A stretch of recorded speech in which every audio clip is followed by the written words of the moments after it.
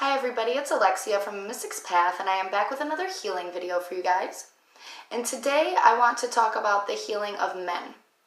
And I ran across a post today that said the mental health of a man is just as important as the mental health of a woman.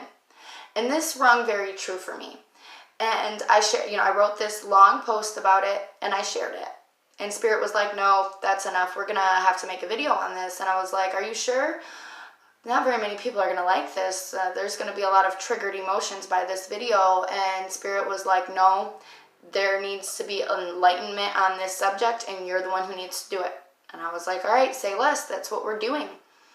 And when we get into men and what they're supposed to look like by society and how that's been over hundreds of years, it's really messed up. To think, like, we are literally taught to breed these men to be emotionally traumatized and to put so much pressure on a man.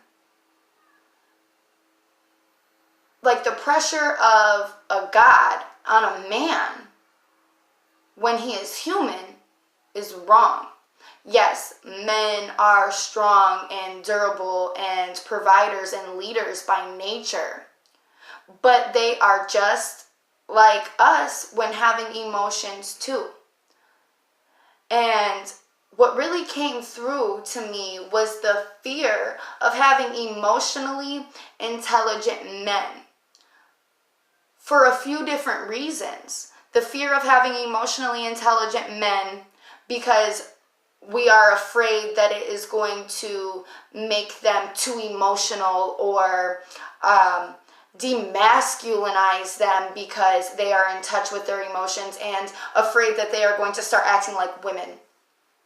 When in reality, men are created differently than us on how they think. So to think that because a man is in touch with his emotions and his feelings and can logically think through situations because he is, in fact, in touch with his emotions and knows what he's feeling and knows how he needs to react with this, people are afraid that it is going to make them have the emotions of a woman and be overly cryy and take some of that masculinity away when we are created differently. Men are created to think with their logical side of their brains like 90% of the time. This is also the masculine side of your brain. Now, we are made like this by nature.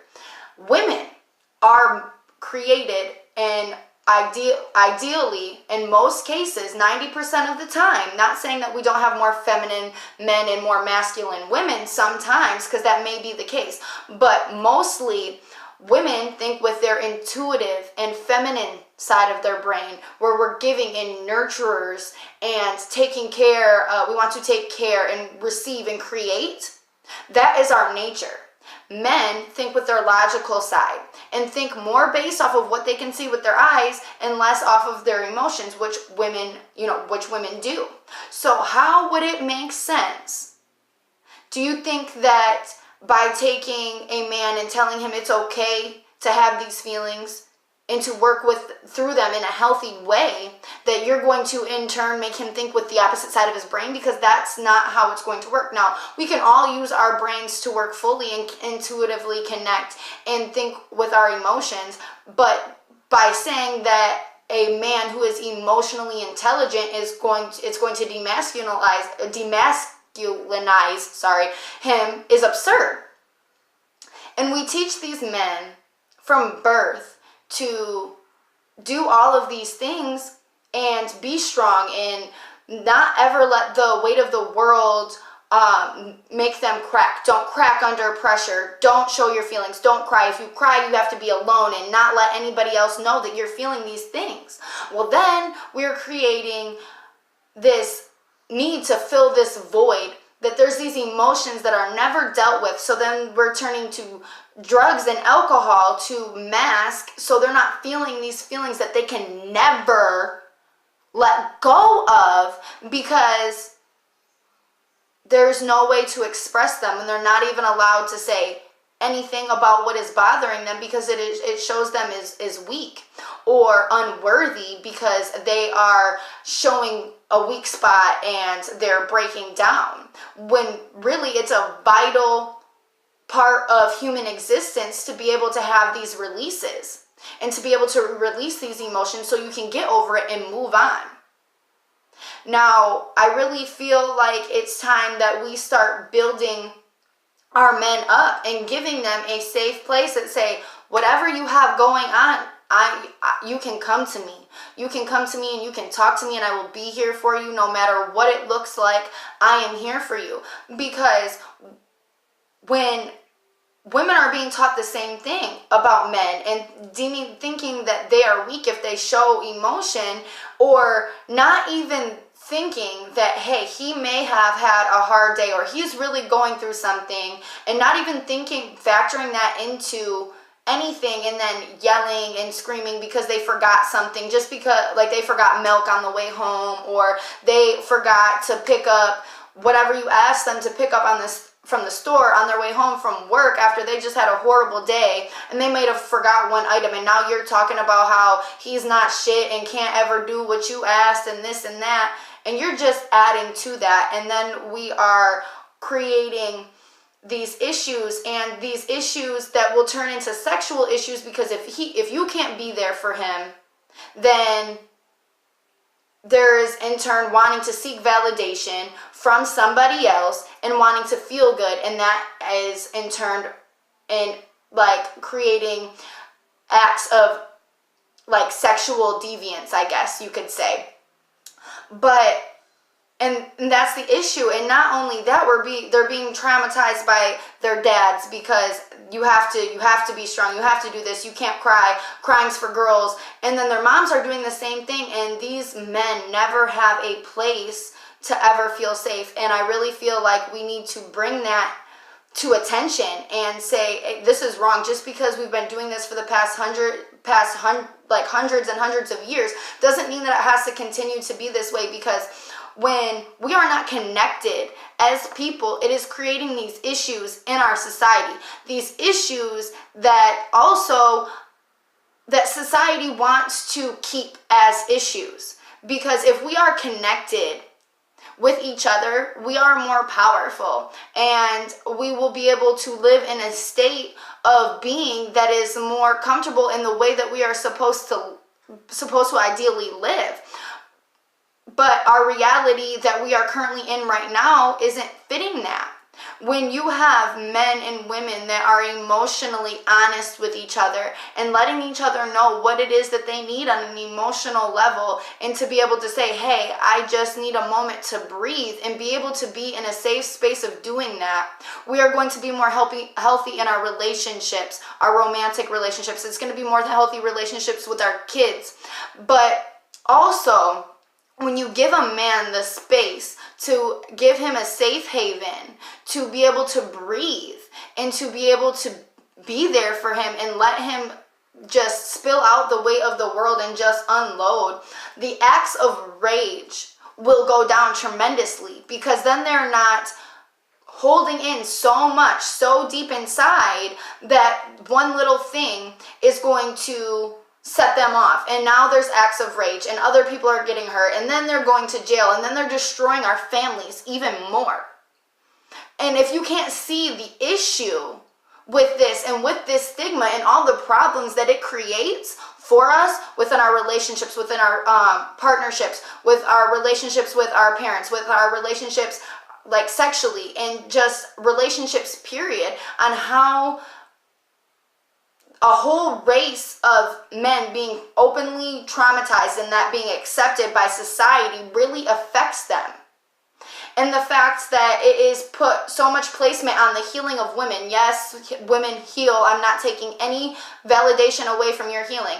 But society puts so much placement on women needing to heal, and women needing to be able to be in a place of mental clarity so they can be there for themselves and their children and their husbands. But what about men? Men need to be able to be in a place of mental clarity and emotional clarity, to be able to be there for their women, to help them heal in turn, and to be there for their children, and to be there for their children in not a negative way that is continuously yelling and full of anger. Why is it that that's not accepted? It's not accepted because then we will be able to become into a whole community, and to be able to be connected with one another, and then the hate will go down. Well, why would the government, why would society want that? Because if the hate goes down and the crime rates go down and people are solely focusing on what's going on in their lives and making themselves happy and being able to be in a place of peace, that's why the society and that's why the government would not want our men to be in a place of peace and to be in a healed state of being. And why this is so important, and why it's so important that we need to shed light on the healing and the importance of the healing of our male race. Now, I pulled some cards to just gain some more clarity, and what I'm really seeing with that is, we are in a crossroads, and there's always this saying that is very true, that you can't heal somebody else. But it's really and that is true. But you can always offer the helping hand to say, when and if you are ready to heal, I am here for you, and I am here to help you do that. Now, what I'm really seeing is being at a crossroads and at a decision, and how this is going to have a big impact on how much women stand up and say, okay, I'm going to be in a place where I'm going to step up and say, I will be your safe space. And I realize that some of these toxic behaviors that I have are adding to your stress, and I'm going to cut those out, and I'm going to try to do better. And to offer them almost like having your cup and offering them some of the compassion and the love that you have to them, and saying, here you go. Take what you need, but please don't deplete me, because I have healing and I have to be able to function too. But here, take what you need. I am here for you. And I got a very clear message on this, and two of the cards, as far as the task of what we need to do, is we get the Six of Wands and the Possession card. And this is really saying that there needs to be a strong courage and strength and determination and come together collectively to heal the men in our lives. And the problem that we are getting connected to this is the Nine of Pentacles and Grand Aibo. And this is saying that men ideally don't even have the space and time to enjoy life for what it really is and what it's really meant to be. That they can't even sit by themselves for 5 minutes and not worry about the weight of the world and what it is that they have to do and how they have to do it to be able to continue to be respected. Okay, now the solution cards that we get the Six of Pentacles and Azaka La Flambeau. And this is really saying that it is time that we give the nurturing and the resources that we have, and that we help them, and we extend that helping hand, and that we extend our resources. And what we have in our resources right now is our ability to nurture each other and be there for each other and compassion, and also saying, okay, let me lighten the load for you, let me help you. Also, to be able to be in a space where we have this vision of the types of relationship and the types of world that we want to live in, to be able to exist how it is most healthy for us. If you can, I don't know if you guys can see very well, but the smoke that is coming out of his pipe is both a man and a woman united. And to be on a united front and not and less divided. Okay, now the new insight cards that we get is the Page of Pentacles and Mambo of Rada.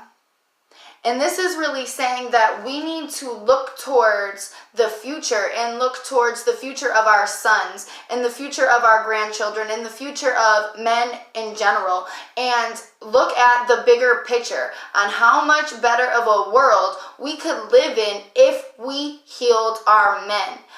The men, honestly, and I know people are going to be like, oh, I'm a strong woman, I'm independent, I can do this on myself, that's fine, nobody is taking that from you, but men throughout the ages have been the backbone of our society and of our world. They are the ones that if things go to shit and there's a big war, our men are the ones that are going to be drafted for this. Our men are going to be the ones that have to be traumatized by the things that they would have to do in that situation.